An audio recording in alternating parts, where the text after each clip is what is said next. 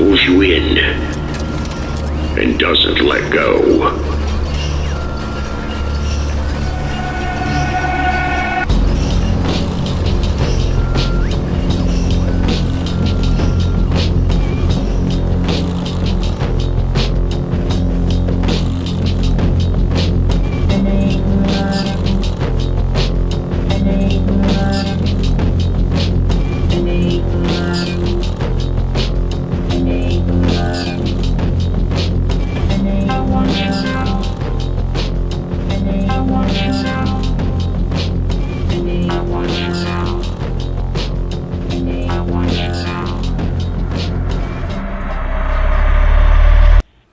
Okay, hello. Welcome to another episode of The Carousel. I am here with Skilos, who is Vice President of Cascade Frontier, which is an Old Glory connected organization. We'll talk about what all that means.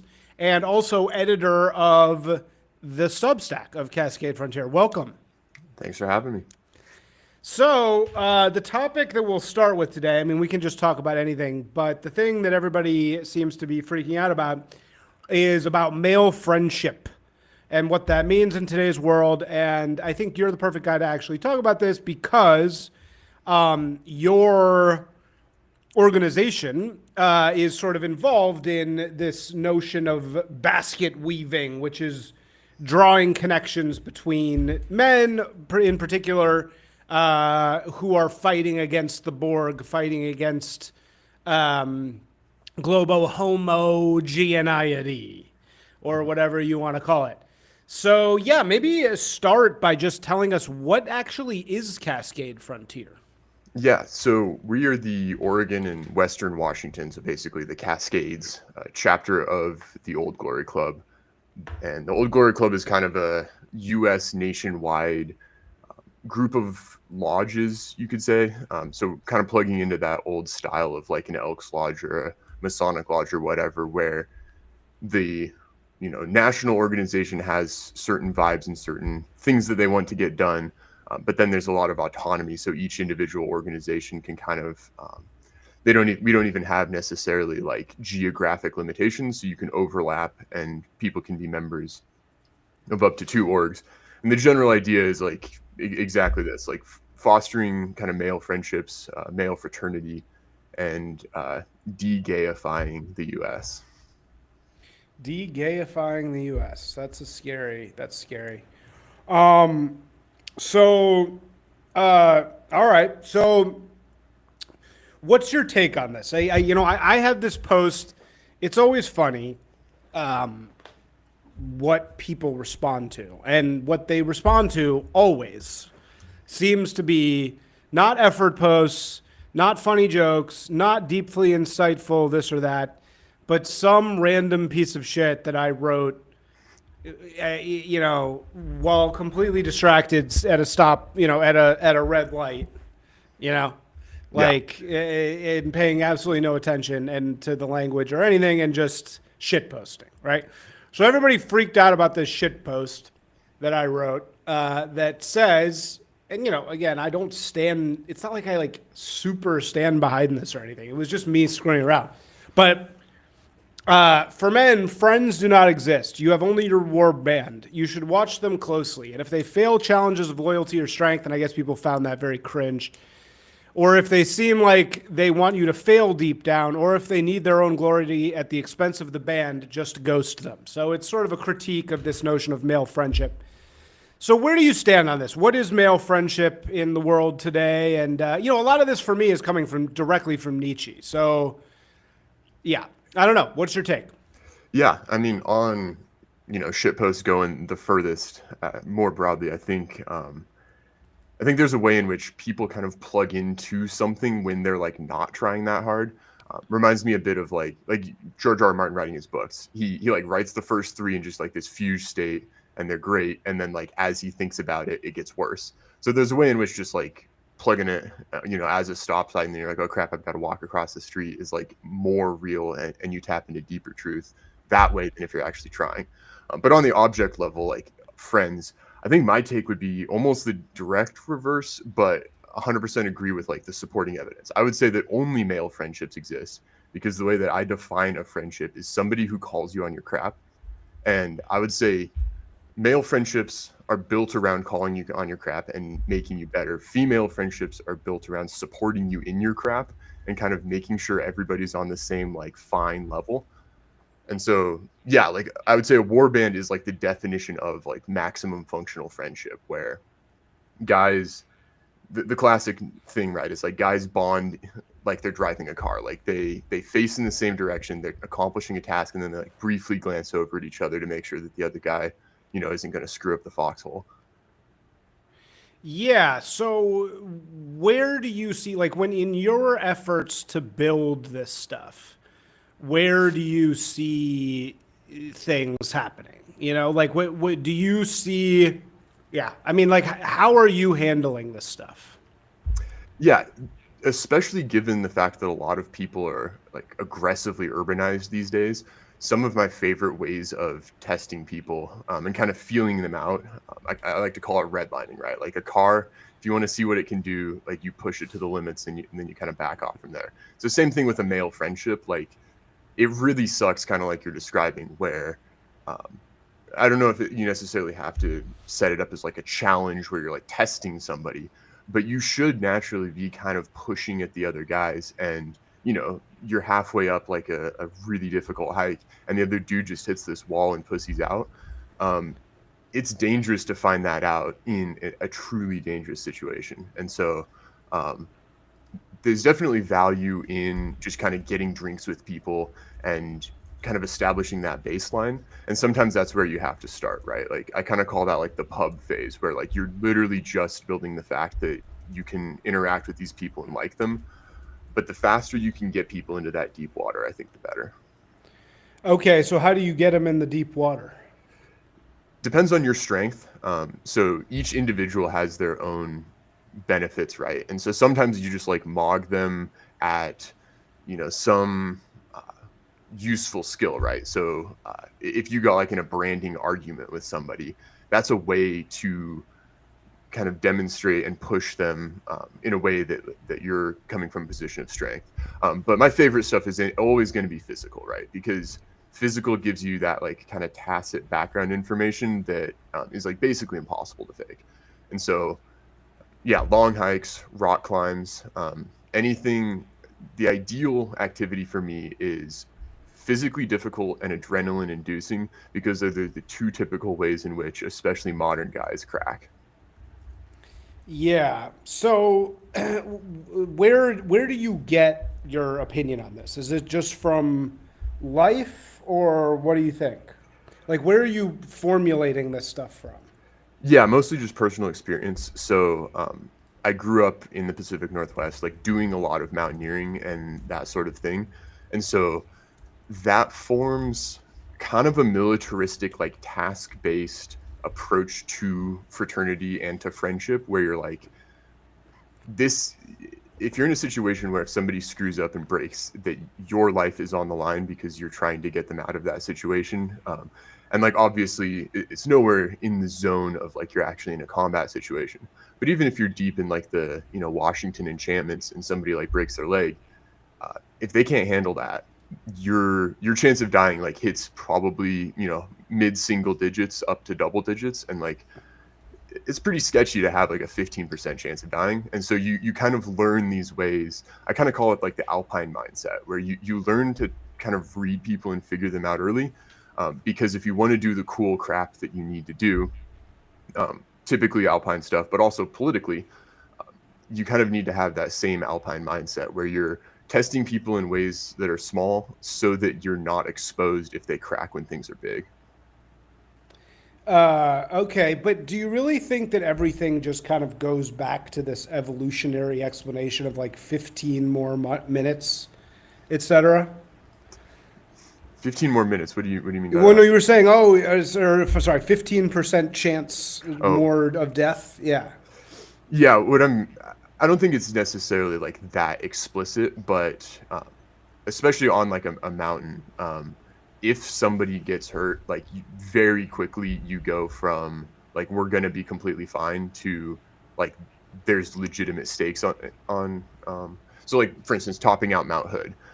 If you blow your feet and you don't put your ice axe in, like you're suffocating in a sulfur vent. And the probability of that's really low, but like you're aware of the fact that like you and everyone in your party needs to be able to move through this space. Yeah, I don't know. So, like, what kind of things does Cascade Frontier do to like bring guys together? Yeah, the easiest thing to start with is just like meeting up at a bar or whatever, right? That's the lowest stakes, lowest requirement. Like even walking in a park, like that doesn't even cost money. And so that's a good way to just get like a general vibe of somebody. But if you stay there, you're limiting the kind of peak amount of information you can get. So what we try to do is kind of establish that relationship and, demonstrate that like we're cool guys to hang around, but then move into kind of more workshops or seminars or even like book clubs. Like that's kind of exploring like Gay. mimetic space. Gay. Exactly. And so you want Gay. to use that as sparingly as possible, and you want to very quickly go to hikes and camps and mountaineering, even like a lifting competition. That's a much better way. Like book club makes me think sewing circle, and like guys don't bond in a circle facing each other. They bond directionally towards a goal. Okay, all right. So that's interesting. So that this is like one of your strengths is you're really good at these like metaphorical sort of explanations for things. I think our guys are very good at this in general. And I say our guys now without knowing who that even fucking means, to be honest.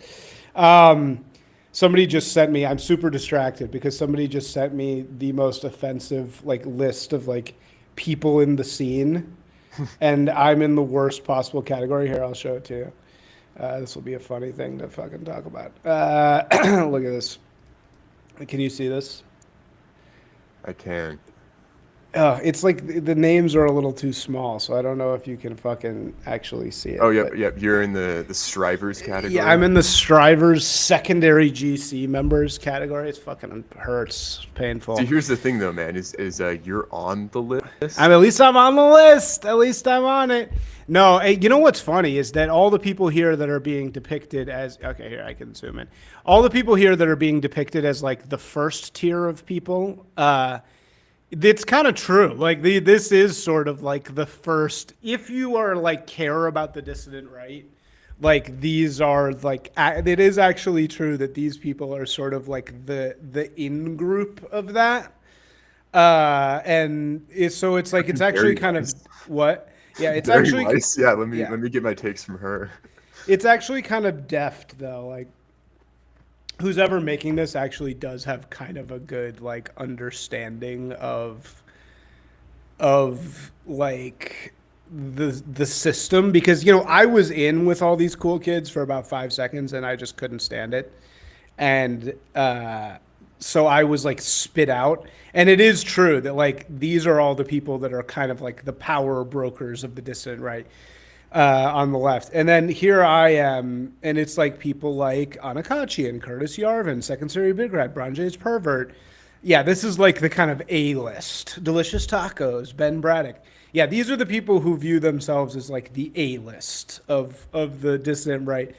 And then I'm in the Strivers secondary GC members cheap prostitutes category, along with Josh Renier, my boy, Perry. I'm surprised Perry's been demoted, but that's like pretty actually like deft, because it's true. Like this whole group is kind of like the second tier. I never sought out to play this game at all though. So I'm being put in this very unfairly. I'm also the only real motherfucker on this whole thing that actually fucking, hustles and has turned this into a real fucking like actual viable financial, I don't want to say financial, but like a fucking viable movement that actually gets young dudes paid and actually has an actual pirate ship that fucking functions as a business. All these other motherfuckers are just complainers. They're professional complainers, Yeah, but the best case scenario for the But I Trying not to definitely spend was enough. banished. I had like a tryout to be in the top, and I was very much banished from them. Because they all fucking love trannies, and I was like, fuck that, and I ended up being completely right, but they never really, they all defended it. They all defended trannies for a while, and they didn't like me not doing that, I guess. I don't know, or I just suck, who knows. And then here's the people to ignore, and I don't even really know who these people are, any of them. So, I know a few of them. yeah, I don't know. I know a couple of them.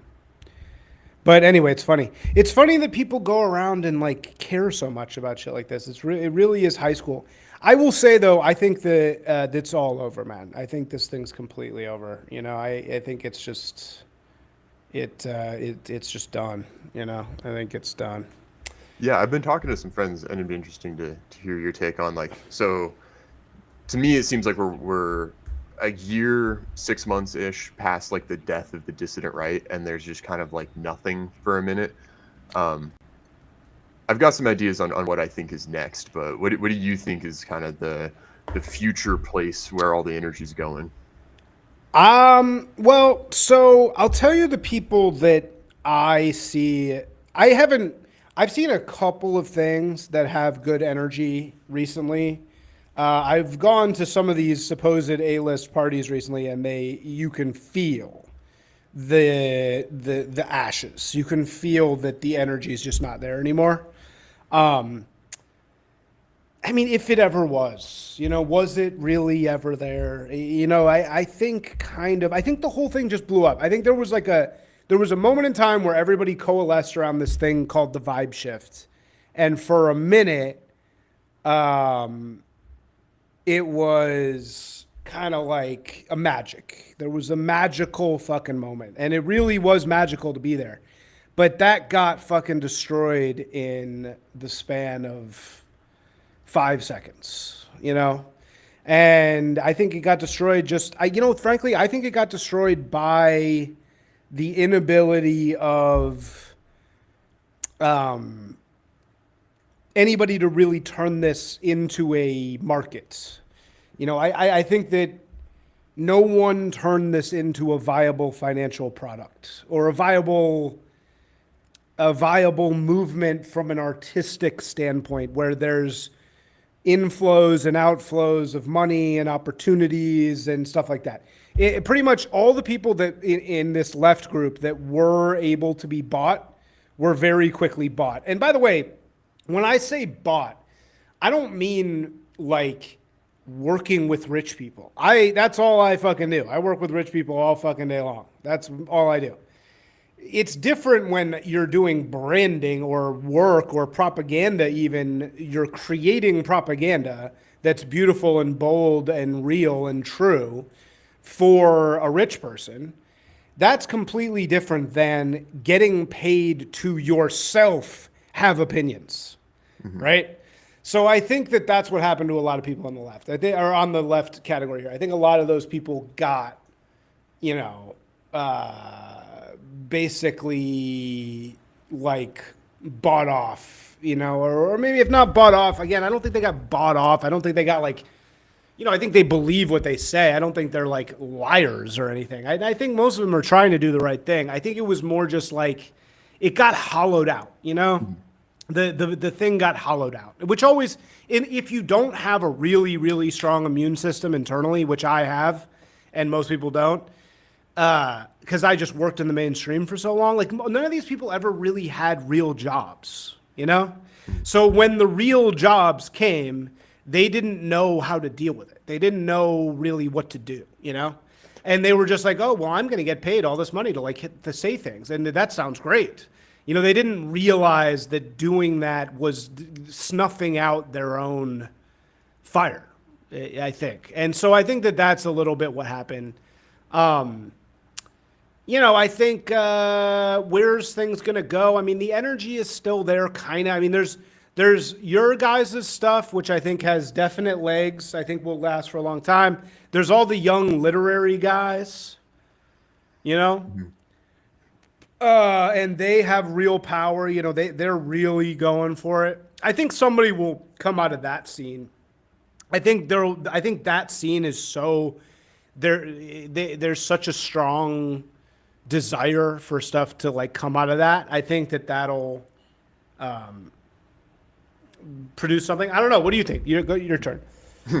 Yeah, I think I hit the nail on the head where I think the notable figures you kind of described here, the people on the left of the graphic, but if someone's listening, the take sellers, notable figures, like basically the big dogs, anybody like 50K and up. To me, they represent something I've seen on the right as a struggle for a long time, which is like, I call it like position versus flow. So in like a brokerage, like if you're selling stocks, people always think about things in terms of like being right. Like they're the guy who wants to be like the end of the line and be correct. And so it's like you want to buy the call and then the stock goes up and you're right, so you get paid money. And that's fine. But what you really want to be is the brokerage, right? You want to make money whenever a trade happens, whichever the direction it goes. And that's what the left gets and the right totally doesn't. Is like you look at like the NRA, right? And they set up like a few of their guys as like the buckets at the end of the rainbow and they get all the money. And the left is like, screw that. Like we're going to have 100,000 nameless guys just shuffling money around in this giant vortex. And that's what I think what you're kind of describing with the market, where until we figure out how to have just like 50K a year jobs, 100K a year jobs, just like falling out of our pockets, you're not really ever going to hit that like actually truly effective scale. And there's a couple guys, you know, like Passage, for instance, gives like book deals, but we have like Passage, Antelope Hill, like 3 or 4 publishing companies that put out a few books a year. And it's like, where's the entirety of the, you know, Penguin and Scholastic and like the actual publishing houses throwing just like millions in book deals around? And so I think the future for like our action is just, you know, like a random kulak is to be like, you're not going to make that thing overnight, but you can start to form the networks and the relationships that make that. And I think the future right now, I think the alpha is in the like, you know, mid-size, like maybe 5-figure account. Like you have enough of an online presence that people can form a parasocial relationship and like drop into your orbit from, you know, wherever they're traveling online. But then you get people into doing real things in the real world, and you get your war band of like, you know, 20 guys doing actual stuff. And then you can kind of form like a little fledgling aristocracy in some local area. And if you've got, you know, 5 to 10 businesses, then, you know, find younger guys, grow them up, develop them. And yeah, like it's not as fun. You're not going to have like people in your DMs constantly trying to invite you to parties. But you actually get to live in a, you know, functional community when you're done with it. Right. Yeah. Have you ever heard of this thing of there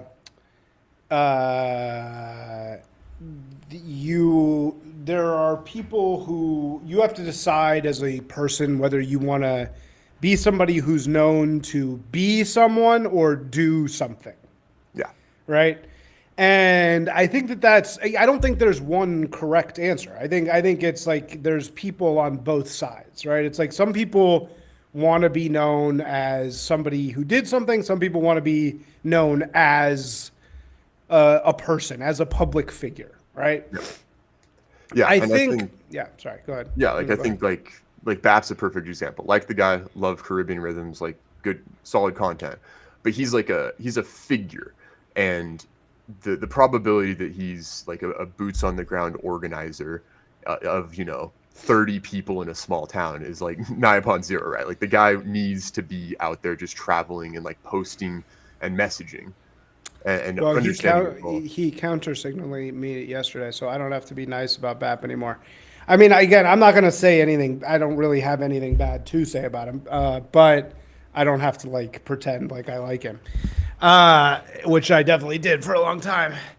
I mean, look, I like his work. I think his book's fine. It's not that great, but it's cool. I like his character. I love the character he created. I mean, I remember those days, you know, 3 years ago where you would listen to Caribbean Rhythms, which was genius. That whole thing was fucking genius. Yeah, really good. And you'd feel like if you were like playing it loud, you know, in public in your car or something, you'd feel like you were part of some secret, you know, thing that was bubbling under the surface, you know, like, and that was really cool. I remember that. I remember driving around one time and listening to him and being like, damn, this is like really cool. Like, this is like, it feels like I'm like part of some Samizdat rebellion, you know, where I have this like secret code and I'm listening to this weird guy.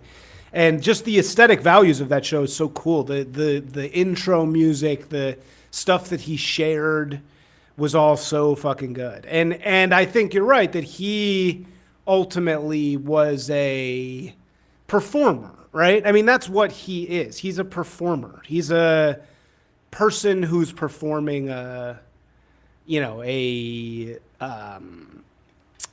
like a character, you know?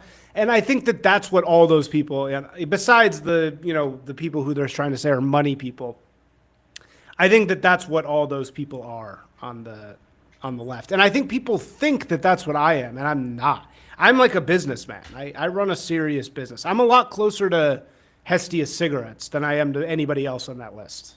Mm-hmm. I mean, in Hestia, because people think, oh, Hestia is like this. I'm a lot closer to that. And I think at a certain point, I decided I didn't want to be somebody. I wanted to like make something more than I wanted to be famous. I mean, it's like, yeah, I guess it would be nice to be famous. It would be nice to have everybody kiss my ass. But I think the reason why the dissident right has failed, and I really think it has now, is the people didn't know they were artists, right? It's like they were artists. All those people are fucking artists. And people got confused and started thinking that they were leaders, you know? And like leaders or, you know, people who had some like message. Whereas what should have happened, and, you know, Passage tried to do this kind of unsuccessfully, which is that they tried to make it so that these people were artistic products, which I think was a good idea. But the pipeline wasn't there. It just didn't. Yeah, I don't know. I think it just didn't. The pipeline, like, it wasn't like rap music where you had this, or punk music where you had this like industry where the cool new guys could sort of be outsiders, but then break in and like skate on the existing pipes. You know, there was like no existing pipes to skate on, really. Yeah. Yeah. You see this a chunk with, like, I think punk is a good example of what didn't happen, where like it was revolutionary in tone, but not revolutionary in content, right? Like, you have a bunch of guys, they make a bunch of angry music or whatever, but at the end of the day, like, they're still optimizing for the same, like, hey, I want a record deal, right? Like, they're still trying to sell records. And I think this is one thing I keep bringing up is like the structure of the internet, like, just completely deranges people. And so like you're saying, like, they were performance artists and they're great performance artists. Like, they still are. But the problem is that performance art is not a revolution, but it feels kind of like one when the way that you're doing your performance art is like getting more followers, getting more likes, right? Like, you're spreading the message.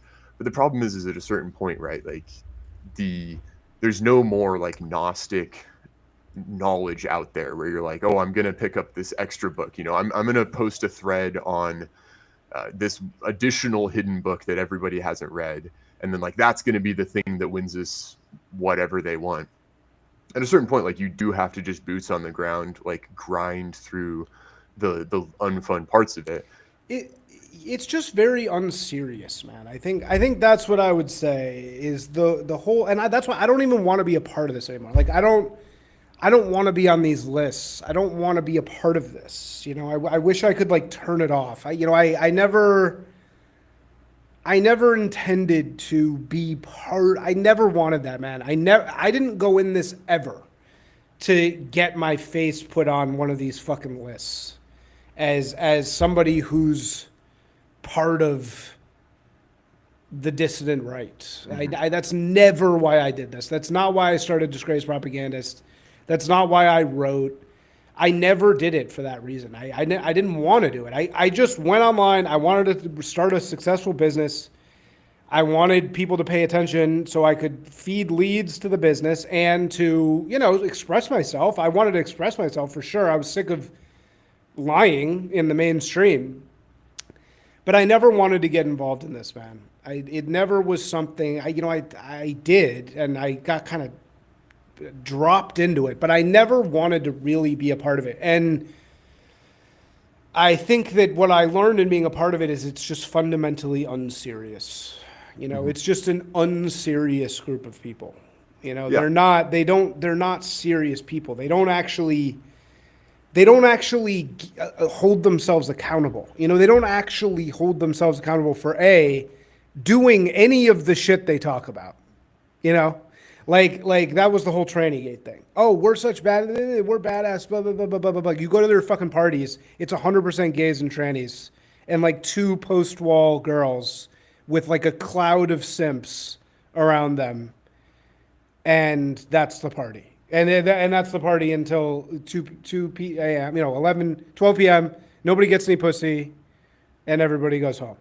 It's like the most fucking feminized shit. It's like just so no vibes. And for a minute there, that changed, because for a minute there, it was like really cool. There was all these e-girls. It was like this whole thing, but that was really just in New York. That was really just in like Times Square for 5 seconds. And now look, all those people are gone. Everybody just came down. Did you see everybody coming down on that girl, Annika? I don't think so. Who's she? So that girl Annika made a like pro-African immigrant tweet, and it was like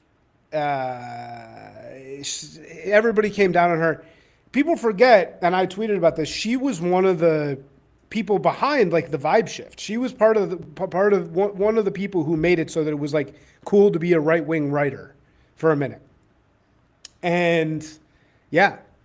And so, but all those people lost interest. They're all gone. She flipped back to the left.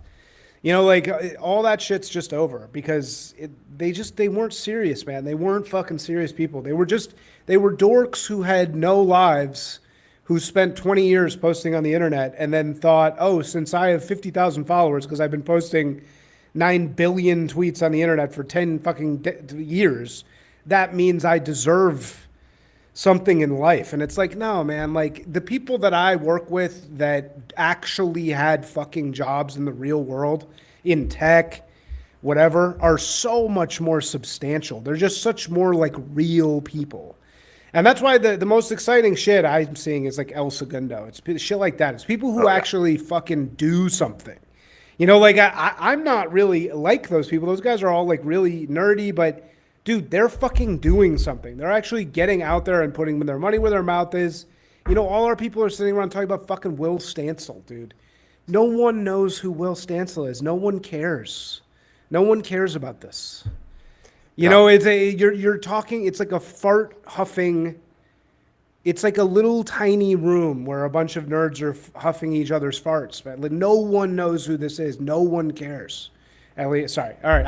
That was the end of my rant, but go ahead. Yeah. I mean, yeah, I would say that, we at Cascade Frontier, you can tell that we're like deeply serious because there are no girls and nobody gets any pussy.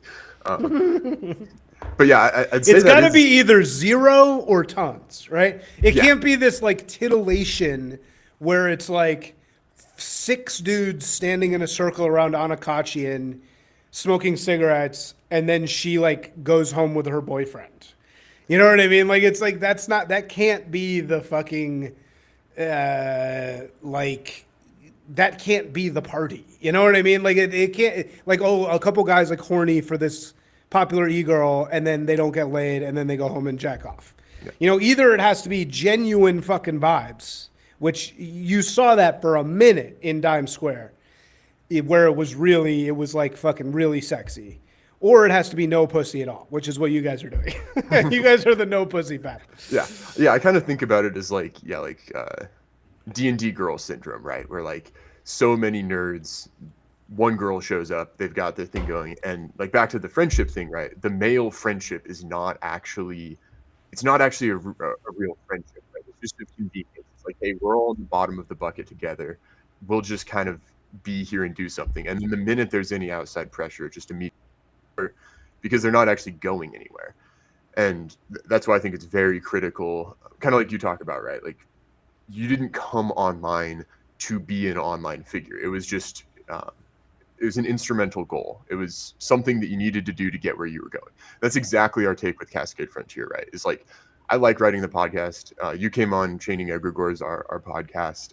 I like writing the articles. It's fun. But the entire point of that is just to stake out a space in kind of the meme complex and to get people offline and to actual things. Whereas when you kind of get not just like audience captured, but like incentive captured by, growing and, getting the little bit of fame that you can, or that has happened as kind of these like mid-sized accounts, if that's what you were like subtly optimizing for without knowing it, then you end up having like less fun. Like that's the whole thing of the problem with like the NRA position style versus like the Democrat leftist flow style. You actually get more money if you don't like get caught up in these like stupid little things. And so like if you remain focused on the mission, like the El Segundo guys, right? Like they're all turbo nerds, but they're going to have like bombshell wives in a decade because they're like going to change the world. And Yeah, so some of them already do. You're good. Yeah. Yeah. No, exactly. I agree. I completely agree, man. Whereas it's like, what are the people on the dissident right going to have? They're going to have like 70 body count, fucking like, like you should see these fucking people, man. It's really not, it's just unserious, dude. It's very like feminized. That's what I would say. Like it really is like this world that I'm in. Every time I go to a party, I just feel this overwhelming like disgust because it just feels like it's just for women. Like it is the purpose is women. The purpose is like women feeling, I don't know, like attention. That's just the vibe that I get. It's like it doesn't feel like it's like crazy. It doesn't feel like it's like wild. Mm-hmm. Which is yeah. I think that's the whole, like at one point, right? Like society in some ways is like entirely constructed for women, right? To protect them and everything. Because like a lot of dudes I know could just go live in the mountains and like they'd be completely fine. Like the reason that they pay a mortgage and have a house is because that gets them a wife and kids. But the problem is like a woman's not looking for a guy who's like going to cater to her every whim. Like it takes the energy out of the thing to overly focus on it. Like women want a group and a guy with a mission, and then kind of flower in that, rather than like once it becomes this kind of like you're describing, this like self-referential loop, it just collapses because people are like, they're like looking to the girl and being like, hey, what do you want? And she's like, I want you to want something. Like you go figure your thing out and then I'll kind of follow in that wake if it's cool, rather than you trying to like dance through hoops for me. Right, exactly. So yeah, I mean, I totally agree. It's like, I don't know. So, but on the other hand, Nietzsche says about men is that men, so he's got a great chapter in Thus Speaks Zarathustra that's like, all about, it's called On the Friend. And like all of his chapters, it's very dense and full of lots of like references that you have to Google in order to understand what the fuck he's talking about. But I spent a lot of time trying to understand this passage because I'm an only child and I grew up, I'm from like a broken family. So friends to me were always like the most important thing, right? Like male friends were always like, that like was my family. So my, growing up, my boys were always like my family, right? And so I really like bought into this notion of male friendship as this really important thing. You got to be friends. You got to have your friends. Do you ever listen to LCD Sound System? I have not heard of that, no. LCD Sound System is like the ultimate Gen X like kind of glitchy, very millennial, maybe even more millennial than Gen X band. And their number one song is All My Friends. And it's all about being like an aging guy in New York City, and you're like going out with your friends. You know, you're going out with your like your friends, right? And it's like the perfect millennial, soy-lennial song. Because it's just all about like friend. It's like Friendsgiving, the song. Except it's a great song. I mean, I love the fucking song, and I used to love it. And then over time, I realized, like as I got older and older, like the key to me in figuring out life was starting my own business. That was for me, like when I went from lost to found, I guess you would say. And I think what starting my own business made me understand is friendship is bullshit. That friendship is a simulated condition, right? Like male friendship is simulated warband. And I know people hate this word warband, but it's a simulation. It's not the real thing. You're when you go to the football game with your boys, this was something that used to be so important to me. You know, like going to bachelor parties with my boys. But what I realized was important to me, it wasn't like I sat down and like a girl and like bonded and got some empathy from my guy friend. Like, you know, like it wasn't like the friendship part was an illusion. The part that was real was getting together with a group of dudes and getting fucked up and going and trying to get pussy, right? That was the closest thing we had to actual hunting party, right? To like an actual hunting group or war group or whatever you want to fucking call it. And so it was like overnight when I started my own business, it dawned on me. I was like, oh shit. You know, just like how, what's his name has, Ted Kaczynski has the surrogate activities. I was like, male friendship is a surrogate activity. It's a pretend, like it's like a pretend feeling that you have for a compadre, a comrade that you're that you're chasing a goal with. Mm-hmm. Yeah, I think that makes sense. I think we're just using the same word for two different concepts. Or right, what you mean by yes, friendship is, the very female style of friendship. And yeah, I would definitely, maybe by adding like some adjectives, like I think male friendship is like, it needs to be mission driven, right?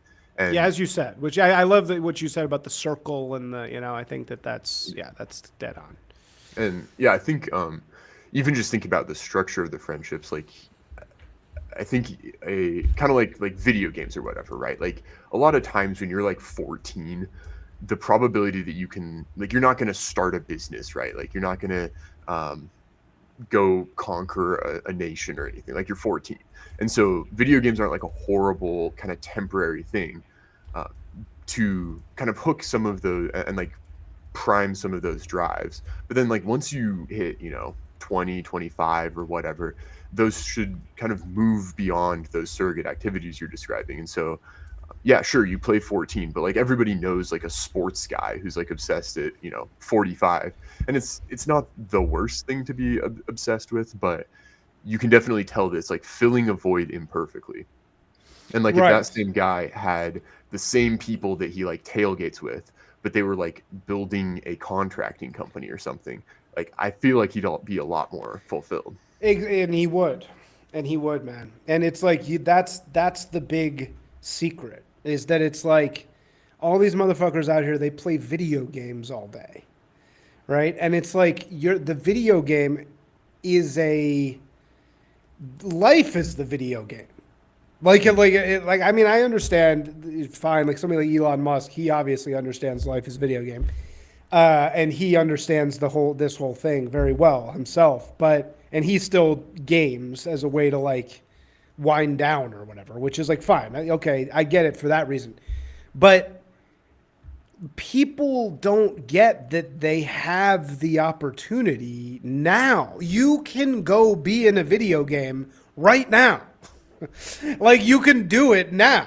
You don't have to just go to your job and like, you don't have to do that. You can go and start whatever weird shit you want to do. You can go just go, And it took me so long to like get that. And I think yeah, right. It's very unfulfilling ultimately to just it's never to I'm doing sports and then I'm doing skiing and then I'm doing some other very simulated activity with my friends, like these are my friends. In reality, I mean, in a way, another way to look at it is it's just like peacetime war buddies. Like, what do you do with your war band in peacetime? You like grill. You know what I mean? Like you sit around and like grill and just like enjoy the peace. But we've never had war, right? I mean, were you ever a soldier? No. I mean, I played some paintball, but that's like the most surrogate, or I guess the second most surrogate. Airsoft is even more surrogate, alternative. So what was the reason? I mean, why did you never like join the military? I mean, no, it just wasn't a super effective path for what I wanted to do. I like had a track to college and, got an engineering degree. And so there was never really any need. I was always good enough at hooking into the proper amount of surrogate activities to feel like I was getting my dose of masculinity. Yeah, right. Yeah, I don't know. So anyway, I think just most of us don't have war. So we don't deserve, you don't deserve the peacetime. You don't deserve grilling and going to the game. Yeah, and I think people can feel that. Yeah, they can feel that it's like, I didn't deserve this. Why am I doing all this leisure if I didn't deserve it? I think that's why people get really into drugs. Like for me, I don't really do this anymore, but for me, like when I used to be heavy into like doing benders and shit, I mean, I was never like, I'm not like a drug addict, but when you go into like a bachelor party weekend or something, I think a big part of it was feeling the people do drugs, like dudes do drugs together because it's simulated war a little bit. A bender is like a little bit of a simulated war. Yeah, you're going to a new place and you're coming back from it, kind of like you make sure that the team survives. Right. And exactly. I think that actually plugs in. You talked about friends, and it wasn't until you said it in exactly that tone that I kind of realized it's like, I don't actually think about any of the guys I do stuff with as a friend. I think about them as like the guy for X activity. And I think that that's a good structure of male friendships where it's like men see the world as tools, and ideally they see each other as like useful and nice tools, where it's like, this is the guy that I go to accomplish X task, and he's very good at doing that. Whereas like if you're just kind of like, oh, let's go on a coffee date. Let's go get coffee. Let's catch up. Yeah, let's like sit and stare at each other. Like it's like no guy wants to fucking do that, man. Like yeah, isn't it funny? Like when you go, like the most comfortable place to be with the guy. That's so fucking true. What you just said, actually, it's like really, it's like the inward look and the outward look. Like women want to go, and my wife is like this too. She wants to sit at the table and have us stare at each other, right? Like that's what she needs to do that at some time. Whereas I'm most comfortable sitting at a bar with dudes and you're looking out versus looking towards each other, right? Like, yeah, you're like, it's so funny. That's why dudes like walking too, right? It's like men much prefer to like walk or work out together or golf. Man, I fucking love golf, dude. I'm sober for Q4. All I want to do is fucking golf. That's it. I don't want to do anything else. I think that, I think that it's such a great call. That's like, what else is there? You got any other good, like esoteric metaphorical observations? Yeah, let me just root through the back trunk real quick. Yeah, I mean, on friendship, well, I don't know. I mean, you're in the business of this all the time, so you're seeing men coming together and connecting. So, what do they do badly? What do men do badly? I mean, a lot of different things. One of the, I think a couple. So one of them is like showing up, just like not doing the basics yourself. You kind of talked about that in a different context, but like nobody really wants to hang out with the dude who has like kind of nothing on the ball. And so if you're gonna show up to something, like it's not that hard to get something on the ball, right? Like get jacked, and then everyone's gonna be a lot nicer to you. So I'd say people have this like they feel like they're owed something, right? You kind of talked about that. It's like, do we deserve a peaceful time? And a lot of people, it's like, no, we don't deserve peace, but we also like don't even really deserve as nice of a society as we have.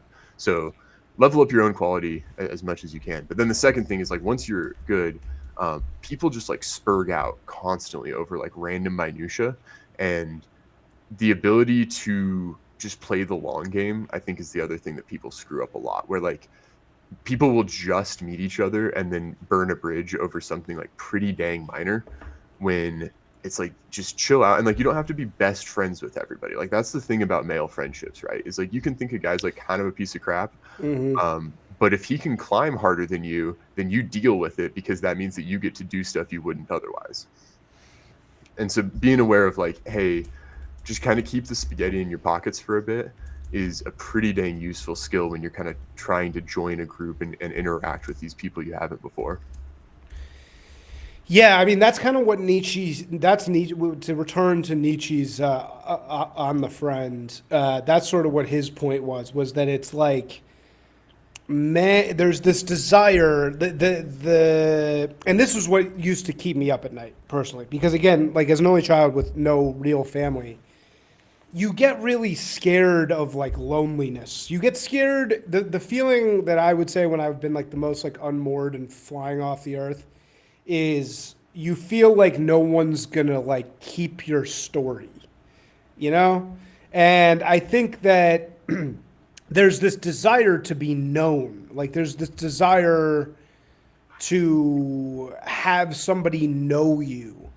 And I think male friendship, what I was looking for in it before I recognized it, and this is exactly what Nietzsche is saying also, is there's this notion that, oh, well, my male friends are supposed to know me better than anybody else.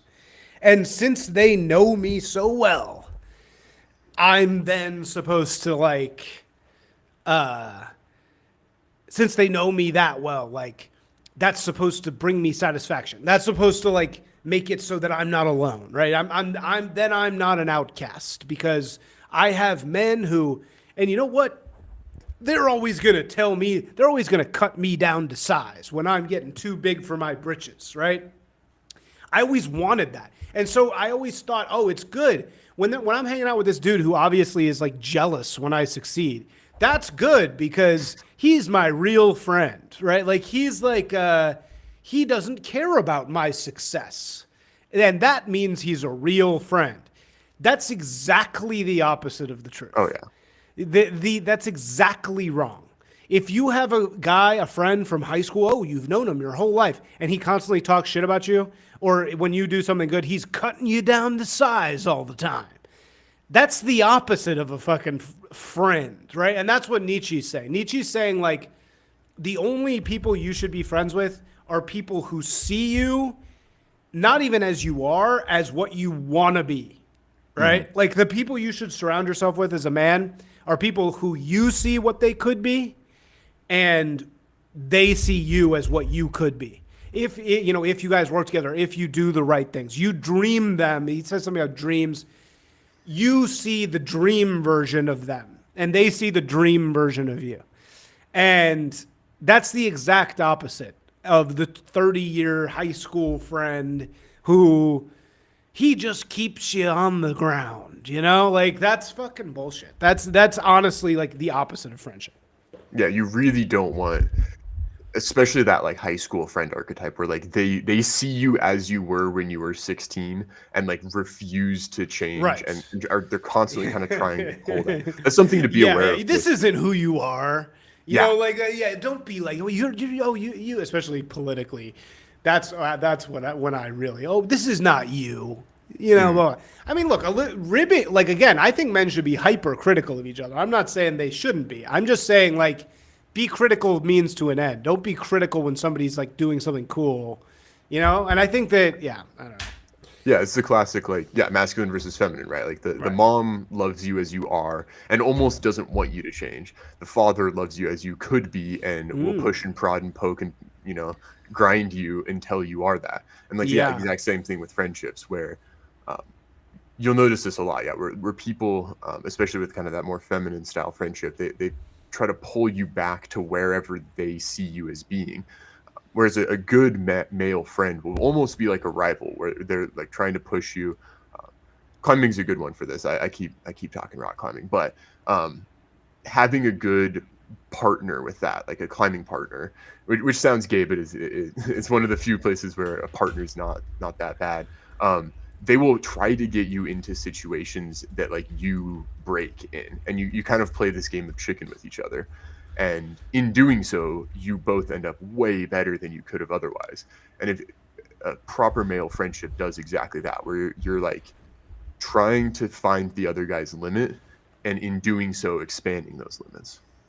Yeah, expanding the limits is really like the key thing. It's like, yeah, the friend, your home friend, does not like when your limits are expanded, right? Yeah.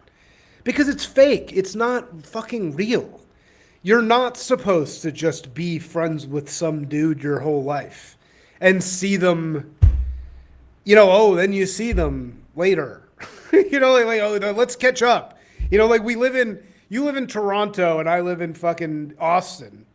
We haven't been in the same area for 35 years, but let's go get coffee and catch up. No, that's for fucking girls, dude. Catching up is for fucking girls. And dudes who do that are fucking gay. I'm sorry. But it's like, dude, that's not. It's like, all right, you want to get back together with your boys from high school and go and have a fucking crazy night? You know, fine. Or even, like, then I get it. But it's like this whole thing. I mean, again, I'm mostly like kind of talking to the mainstream opinion that I used to be really succumb to. But will say, why do you think that post pissed people off so much? I mean, it seems like we're kind of agreeing. I mean, I said it kind of stupidly, but. Yeah, I think at least my read on it would be, I think a lot of this spicy stuff, it comes down to like people use the same term, like so many online arguments. You actually dig down like halfway through, and you're like, oh, people are just subtly arguing right? About the definition of a word, stupid. And they're just like, no, my definition of friend is what a friend is. Yeah. And yeah, dude, if you just made them use different words, I think it'd be all over. I think that plus probably the maybe the like framing about like war band and conquering. Like I think people do have a natural like, okay, like what are you LARPing at? Yeah. Oh, you're in war, bro. You're in war. It's like, yeah, but you can make war for yourself, man. You can make wars for yourself every fucking day. And frankly, if you don't, then you're a fucking LARPer. You know, if you're a badass Nietzschean vitalist and all you do is talk and, you know, you don't actually put yourself out there in any way, like, that is fucking gay, you know? I mean, I don't know. How do you guys, let me ask you this. How do you guys check for quality? There's a lot of different angles. So you can get, I'd say, 70% of a read just by interacting with somebody, right? Like somebody shows up and they just don't have much on the ball. No hate to them, but you can be like, okay, you know, you meet somebody in a grocery store and you're able to filter out like 9 out of 10 people. And then from there, I think that's when you kind of do those limit testing exercises where you see how does somebody, the best limit testing is finding something past someone's mental limit, but before their physical limit, and getting somebody into that zone and seeing how they react is really, really useful. Because everyone kind of, they don't break, but they shake in a slightly different way, and understanding how a particular guy is going to get antsy. You know, some people just like shut down, right? They're just like, they just completely freeze and give up.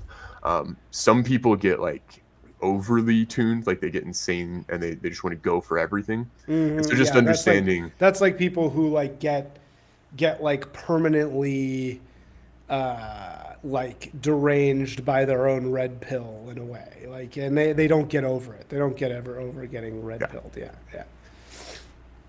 Yeah. There's the type of person who naturally like backs off too early, and then there's the type of person who like, yeah, they just go until everything falls apart, and like that's dangerous as well. Especially if you're inducting them into your like, you know, little fraternal band that's like trying to do political things. It's like, okay, this guy doesn't know how to, you know, tone it down when it needs to be toned down. Yeah, exactly. So, but right, and I will say, like there does seem that's a little bit of the risk, right? The risk of having the no pussy all guys thing is you got a lot of dudes like that, right? There's a lot of dudes, and then when girls come around, which they inevitably do, because when a scene is all guys, it like creates this irresistible vacuum for girls. And so they will come around. If you keep doing it, the girls will smell you out and they will find you and they'll try to get in there. And maybe they will. Maybe that's a good thing. Yeah, I mean, I view that as the natural evolution, right? You made a hierarchy, therefore someone's at the top of it. Therefore somebody has like social cachet and value. Right. Therefore they're attractive to a woman. How does everybody react when those girls show up?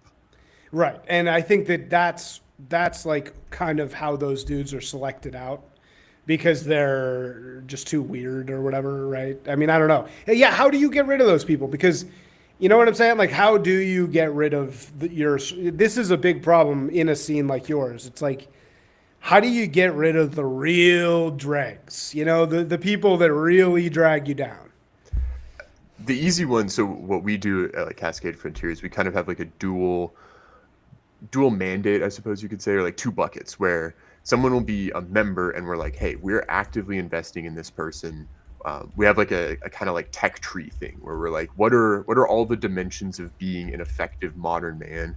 Everything from like having some sort of political background through to like, can you change the oil on your car? If like you pop the hood, are you like the average millennial and you have no idea what's going on? Or can you actually like work your way around a car through fitness and other stuff? And there are people for whom we will invest in and we take ownership of making sure they're leveling up. But then there's other guys where it's just like, okay, for whatever reason, this person's in our social club and they might eventually kind of figure their crap out. Because a lot of guys are idiots at 20 and they're great at 32, right? Yeah. Wait, they're what? What's that saying? They're idiots at 20 and they're fine at 30. Yeah. But yeah, so you how just does kind that of... happen? I think I was kind of one of those people. How does that happen? How do they get... You know, what does that mean? It's a good phrase. I've never heard that. I think each person finds a different way to... I'd say the fastest way is guys just get punched in the mouth by something, right? Like Yeah, you need that. They just get shown by life that their way doesn't work. But then there's other things too, like just, you know, your testosterone naturally goes down. And so I think there's an element of like, as you get older and more tired, you just have less piss and vinegar. Yeah, well, and right. And you have less... I think it's like... your prefrontal cortex exercises more control, kind of thing. Yeah, I think it doesn't not finish developing until like 25, 26 in guys or something. Yeah, I mean, and also, yeah, you got to get hit in the face, man. I think that's something that you don't see a lot of guys. More and more, I think that's the big problem. More and more guys, they just never get hit. You know, they never get hit in the face. Yeah, and that's actually the final thing I'd say for like male friendships in general is like, ideally risk something. Like you make good business partners because risk is on the line. You make good alpinism partners because risk is on the line. And so the thing that seems to be the grout that like holds a male friendship together, and that's one thing that has helped like bootstrap the kind of like back in the basket weaving, right, when it was more intentional, just a social club. The fact that it's like, oh, we're organizing under the Eye of Sauron, like Biden's president, and we're getting together and having coffee. It's like, okay, you're actually doing nothing, but you feel like you're doing something because you're just barely risking something. That's what I was saying about that great BAP era. Was like that era was like, right, you even just by listening to the podcast. Yeah. You felt like you were doing something because you're right. There was some risk involved. Yeah. Yeah, some friend totally finds true. out and like, oh, you lose a friendship because you listen to Right, a right, podcast. right. Yeah, exactly. I mean, and even in our language, like that in our even in our language, how do we talk on our group chats, right? That's why it's like leaking group chats is so fucking criminal. It's really a crime because in our language to each other, the whole reason we use gay and retarded now is not because I hate gay and retarded people. That I want to make fun of them. It has nothing to do with them at all. It has zero to do with actual gay or retarded people. It's entirely because it's just a signal. We're signaling to each other our willingness to take the risk, right? And so, well, I mean, I guess on the other hand, that's why leaking group chats makes sense because it keeps the risk there, right? Yeah. But at the same time, it's like, man, it's so lame that people do that. I think the classic way I would phrase it is like the group chats at some point need to be leaked to have that risk, right? If everyone deleted in 1 minute and there was no possibility of leaking, then it wouldn't be as interesting. But each individual case of somebody leaking a group chat is super gay. Yeah. Right. Yeah, but overall, the fact that it's slightly risky is like good. Right. Exactly. Yeah, that's true. That's interesting. Okay, so I don't know. What else? What else you got? Anything else you want to talk about? I guess this is live, right? So for those interested, if you want to see me speak and see Bennett's Phylactery and Dave Green Oh yeah. and another of our local guys speak, we're doing the Oregon Weaving event the weekend of November 8th. You should show up. Tickets are still technically on sale, although we won't help you with lodging or anything at this point. It's too close to the event. Nice. Yeah, it's great you guys got a little pocket going up there. How is that part of the world these days? That'd probably be an hour podcast by itself. Portland is like an incredible bellwether for like what the like semi-competent leftist structure wants to do. And basically what they did is pre-election, they just like cleaned it up. Like Portland was pristine for like 3 to 6 months before the election. And the minute Trump got in, they were like a kid rebelling against their dad by just refusing to clean their room. And it just like tanked. I haven't been downtown. Some of my friends have been downtown to check out like the ICE protests and stuff. But from just like the tent situation, it's been very interesting to watch. Like it's like, okay, you guys obviously could handle this, and then you're like now you're refusing to again because like the wrong guy's in power. So is it worse? Where is it in the litmus test in Portland? Is it as worst as it's ever been, or it's slightly better? Or Yeah, I haven't driven past like a homeless camp engulfed in flames in years. Really? Whereas COVID, they stopped everything. Like people were like cooking meth in their tents and then just lighting them on fire, and then I don't know what would happen. And like people, I wanted to make like an Instagram account called like Crackhead Engineering at some point because people were taking pallets and like building mansions under the underpasses. All of those are pretty gone, right? Because like what like a crackhead mansion means is that guy has been able to like live there and build it for like months. Yeah. Whereas if it's just a tent, it's like, okay, you could have set that up last night. So they're kind of keeping it at tent level. Yeah. In Pasadena, we have a rule where there can't be 4 posts, right? So you can't have like a canopy. You can have like an umbrella, but as soon as there's like a overhang that becomes like an actual overhanging like tent, then it's illegal. So that's why it's like Pasadena is largely saved from tent cities because we have this like specific law that it's like you can have it just has to suck. Yeah, it has to be like a shitty tent. And that actually like works really well for some reason because people then like try to make it like shitty tents and it doesn't work. And so it's like, yeah. Yeah, wow. So Portland, man, what a travesty. Joe, so where do you think it's going to go? Let's ask this final question. What do you think is going to happen to Portland? Will it ever cure itself or what? I think it can be saved. That's an interesting thing that I didn't really see until one of our guys is from kind of the deep south, and he showed up and he's like, one of the most interesting things about the Northwest is like it has an incredible amount of like high quality like bio foundation, and then it's just like super retarded on top of that, but like it's able to be that stupid because of the amount of like just high quality baseline. And so I think Portland and Seattle, California too, in the big cities, they're always going to struggle with the fact that like they can get away with being dumber because they have a lot of slack.